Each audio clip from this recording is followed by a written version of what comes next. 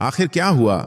जब एक नागिन का गुस्सा राजस्थान के एक छोटे से गांव वालों पर कहर बनकर टूटा और सच्चाई जानकर आपके भी रोंगटे खड़े हो जाएंगे। दोस्तों, प्राचीन काल से ही प्रचलित है कि एक ऐसा नाग होता है जो कि इच्छाधारी होता है, अर्थात जो किसी भी रूप को धारण कर सकता है। भारतीय सिनेमा में भी कई फिल्में इसके ऊपर बनाई गई हैं, जिसमें यह दिखाया जाता है कि इच्छाधारी नागिन कैसे पवित्र मणि की रक्षा करती है और अपने दुश्मन से बदला लेती है। इस घटना की शुरुआत होती है राजस्थान के सिरोही जिले से लगे हुए एक छोटे से गांव से, जहां पर विनोद नाम का एक व्यक्ति रहा करता था। विनोद एक बहुत ही गरीब इंसान था। उसके पास कुछ गाय थीं और कुछ बकरियां थीं। वो उन्हें चराता और उनका दूध बेचकर के अपने पूरे परिवार का पालन पोषण करता था। एक बार उसने अपने छोटे भाई को गाय चराने के लिए भेजा, परंतु जब वह गाय चराने के बाद वापस लौटा तो विनोद ने देखा कि इसमें से तो एक गाय कम है। शायद वह जंगल में ही कहीं बिछड़ गई थी। उसके बाद विनोद ने अपने छोटे भाई से कहा, तुम यही रुको, मैं उसे जंगल में से ढूंढ कर लाता हूं। जब वह गाय को ढूंढते ढूंढते बीच जंगल में पहुंच गया था, तब उसने देखा कि सामने एक बहुत ही चमकीली चीज चमक रही है। उसने सोचा कि यह जरूर कोई बेशकीमती हीरा होगा। उसने नीचे से एक लकड़ी उठाई और लकड़ी के माध्यम से वह चमकीली चीज को हिलाने लगा, परंतु उसे बिल्कुल भी अंदाजा नहीं था कि वह चमकीली चीज इच्छाधारी नाग की नागमणि थी।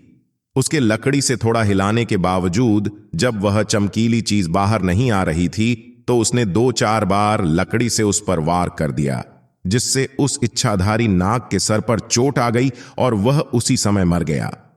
और जब विनोद को यह समझ आया कि यह तो नागमणि है और उसने एक इच्छाधारी नाग को मार दिया है, तो उसके पैरों तले जमीन खिसक गई। वह बहुत ही ज्यादा डर गया। उसने उस नाग को हिलाकर देखा। क्या वह सच में मर गया है? वह वाकई में मर चुका था। उसने उस नागमणि को अपनी जेब में डाला और भागकर अपने घर की ओर आ गया। उसने अपने घर में किसी को भी उस नागमणि के बारे में नहीं बताया और उसने हाथ में उस नागमणि को लिया और एक इच्छा जाहिर करी कि मेरी जो गाय जंगल में खो गई थी वह तुरंत ही वापस आ जाए।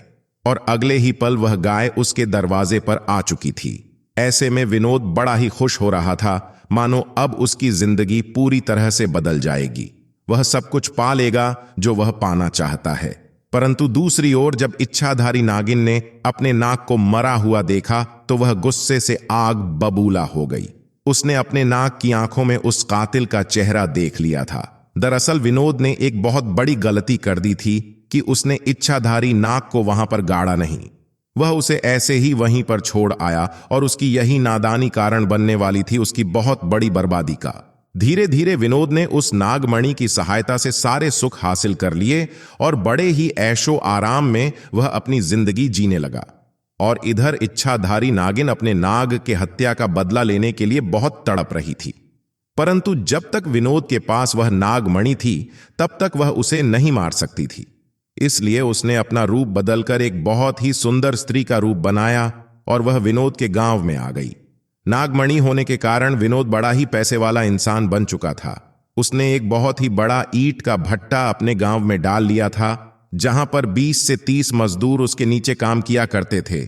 वह इच्छाधारी नागिन एक सुंदर कन्या बनकर विनोद के ईंट के भट्टे पर पहुंची और विनोद से कहा कि मेरे पति ने मुझको ठुकरा दिया है, मेरे पास रहने के लिए कोई जगह नहीं है। अगर आप मुझे काम दे देंगे तो आपकी बड़ी ही मेहरबानी होगी। और विनोद उस खूबसूरत लड़की की सुंदरता को देखकर बड़ा ही मोहित हो गया था।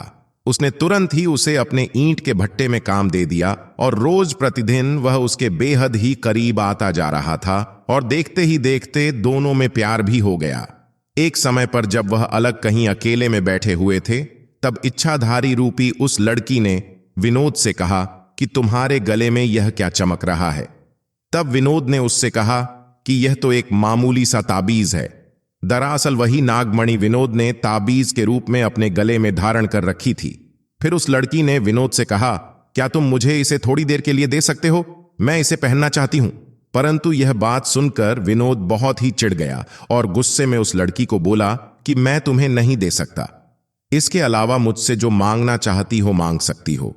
उसके बाद इच्छाधारी रूपी उस लड़की ने विनोद से कहा कि तुम तो पहले बहुत बड़ी बड़ी बातें किया करते थे। मैं तुम्हारे लिए वह कर सकता हूं, मैं तुम्हारे लिए यह कर सकता हूं। परंतु मैंने एक छोटी सी चमकीली चीज की मांग ली। तुम उसे ही मुझे नहीं दे पा रहे हो। उसके बाद विनोद ने कहा, ठीक है, परंतु कुछ ही देर में इसे पहनकर तुम मुझे वापस दे दोगी। और उसने उस चमकीली चीज को निकाल करके और विनोद ने अपने गले से उस चमकीली चीज को निकाल करके उस लड़की के हाथ में दे दिया। और जैसे ही वह नागमणि इच्छाधारी नागिन के हाथ में आई, उसका स्वरूप बड़ा ही भयंकर और विशाल हो गया, जिसे देखकर विनोद कांपने लगा। उसके परखच्चे उड़ गए और वहीं पर इच्छाधारी नागिन ने उसे 10-10 कर मार दिया और अपने नाग की हत्या का बदला पूरा किया। दोस्तों, आप भी ध्यान रखिएगा, हमें जाने अनजाने में किसी भी नाग, नागिन या सांप पर वार नहीं करना चाहिए, क्योंकि हमारी इस छोटी सी गलती का हर्जाना बहुत बड़े रूप में हमें भुगतना पड़ सकता है। तो अगर आपको इस घटना ने प्रभावित किया हो तो आप इसके बारे में नीचे कमेंट बॉक्स में बताइए। सभी महादेव के दीवाने हर हर महादेव लिखे चैनल को सब्सक्राइब करिए।